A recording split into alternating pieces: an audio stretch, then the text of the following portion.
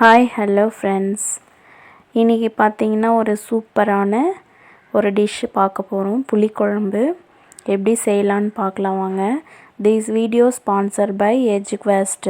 The struggle to find courses that truly speak your language, it's finally over. Welcome to EduQuest, where learning is made just for you. At EduQuest, we bring you a wide range of online courses, from career building programs to skill boosting masterclasses, all in your regional language.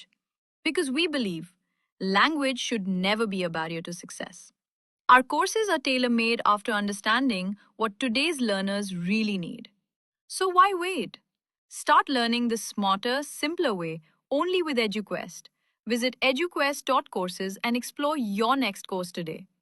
And hey, don't miss out on our exciting offers and promotions. இந்த புளிக்குழம்பு செய்கிறதுக்காக நமக்கு ஒரு கைப்பிடி அளவு புளி எடுத்து first ஊற வச்சு நல்லா கரைச்சி வச்சுக்கலாம். அதுக்கப்புறம் பார்த்திங்கன்னா ஒரு பேன் வச்சு அதில் தேவையான அளவு ஆயில் விட்டுக்கலாம். இந்த குழம்புக்கு பார்த்திங்கன்னா எள்ளெண்ணெய் சேர்த்துக்கோங்க, அப்போ தான் வந்து டேஸ்ட்டு சூப்பராக இருக்கும். ஆயில் நிறைய விட்டு கடுகு நல்லா பொரிஞ்சு வந்ததும் கொஞ்சமாக இது கடலப்பருப்பு உளுந்து பருப்பு சேர்த்துக்கோங்க. கொஞ்சம் நல்லா பொன்னிறமாக ஃப்ரை பண்ணிக்கோங்க, கிறிஸ்பியாக இருக்கும். அடுத்து பார்த்திங்கன்னா பூண்டு ஒரு 10 பல் பூண்டு, காஞ்ச மிளகாய், கருவேப்பிலை இது எல்லாமே நல்லா ஆயிலில் ஃப்ரை பண்ணிக்கோங்க. இதோடு நம்ம வந்து ஆனியன் வந்து சின்ன வெங்காயம் வந்து சேர்த்துக்கோங்க, அது வந்து நல்ல டேஸ்ட்டு கொடுக்கும். என்கிட்ட சின்ன வெங்காயம் இல்லாதனால நான் பெருசு சேர்த்துருக்கேன். நீங்கள் மோஸ்ட்லி இது செய்யும் போது சின்ன வெங்காயம் சேர்த்திங்கன்னா நல்ல டேஸ்ட்டாக இருக்கும். இதுக்கு ஆயில் பார்த்திங்கன்னா எள்ளெண்ணெய் யூஸ் பண்ணுங்கள், அப்போ தான் சூப்பராக இருக்கும். இதெல்லாம் நல்லா ஃப்ரை ஆனதும் இந்த புளி வந்து ஊற வச்சுருக்கோம் இல்லையா, அதோட இதெல்லாம் தொக்கெல்லாம் எடுத்துட்டு அந்த தண்ணி நல்லா கரைச்சி வச்சுருக்கிறது இதில் சேர்த்துக்கோங்க. நம்ம வந்து எக்ஸ்ட்ரா வந்து தண்ணி இதில் ஆட் பண்ண தேவையில்லை. நல்லா புளி கரைச்ச தண்ணி இதை மட்டும் சேர்த்துக்கலாம்.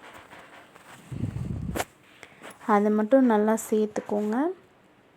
காரம் வந்து உங்களுக்கு மிளகாயில் காரம் இல்லாட்டி நீங்கள் தூளும் கொஞ்சமாக சேர்த்துக்கோங்க.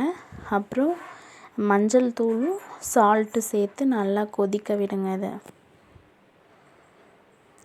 இதுக்கு நல்லா கொதிக்கிற ஸ்டேஜில் பார்த்திங்கன்னா வெந்தயம், சீரகம் ரெண்டும் வந்து ஈக்குவலாக தனியாக எடுத்து லைட் ஃப்ளேமில் வச்சு ஃப்ரை பண்ணிக்கோங்க. நல்லா பொன்னிறமாக ஃப்ரை பண்ணி வாசனை சூப்பராக இருக்கும். அந்த வாசனை தெரியும் உங்களுக்கு ஃப்ரை பண்ணும் போதே. அதை வந்த அளவுக்கு ஆற வச்சுட்டு மிக்ஸி ஜாரில் அரைச்சி தூள் பண்ணிவிட்டு ஒரு 2 ஸ்பூன் அளவு இதில் சேர்த்துக்கோங்க. இது நல்லா ஃபைனலாக கொதித்து ஆஃப் பண்ணுற ஸ்டேஜில் வந்து 2 ஸ்பூன் வெந்தய சீரகம் சேர்த்துக்கோங்க. சேர்த்திங்கன்னா அது வந்து சூப்பராக இருக்கும் டேஸ்ட்டு. அப்புறம் மல்லியில் கொஞ்சம் தூவி அவ்வளோதான், இறக்கிடுங்க. நீங்கள் வந்து சுட சுட சாதத்துக்கு போட்டு சாப்பிட்டு பாருங்கள், சூப்பராக இருக்கும். இதோட கொஞ்சம் நெய் ஆட் பண்ணிக்கோங்க, டேஸ்ட்டாக இருக்கும். நீங்கள் செஞ்சு சாப்பிட்டு பார்த்து கமெண்ட் பண்ணி சொல்லுங்கள். மறக்காமல் சப்ஸ்கிரைப் பண்ணிக்கோங்க. தேங்க்யூ ஃபார் வாட்சிங்.